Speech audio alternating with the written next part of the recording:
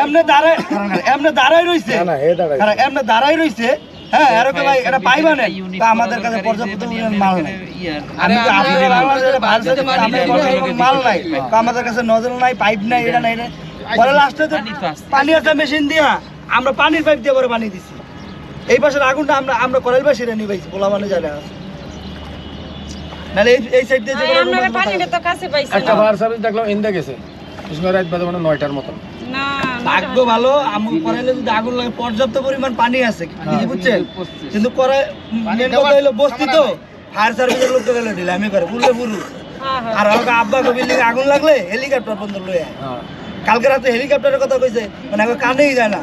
মনে হয় 500 মোবাইল লাইভে ছিল এই জায়গার ভিতরে, বাইরে হেলিকপ্টার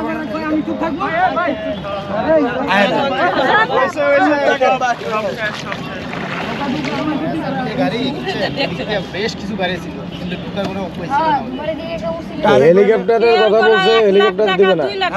হেলিকপ্টার দিলে কি বাতাসের কাছে না বেশি ঝিলের থেকে পানি নিয়ে মারলে তো পানি কি কোনো সমস্যা আছে?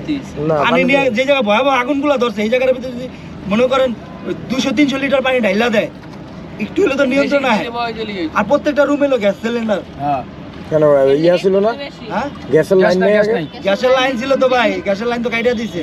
কবে কাইটা দিছে না? আজকে 3 মাস ধরে।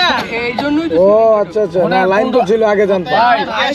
ভাই সিলিন্ডার ঢুকছে, লাখ সিলিন্ডার ঢুকে লাখ। ও ভাই যদি 10,000 করো 30,000 আছে আমরা সিলিন্ডারই 50,000 আছে সিলিন্ডারই। গ্যাস নাই ভাই।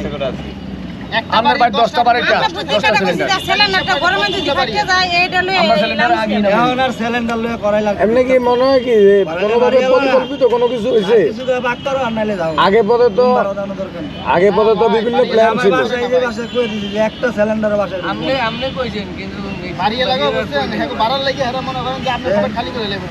আর সিলিন্ডার থাকলেও কইছি যে বাড়ির তলে গর্ত করে হাউসের মতো করে নিচে থাকবে, উপরে কোনো রুমের ভিতরে কোনো সিলিন্ডারের গতিটা বেশি করবে।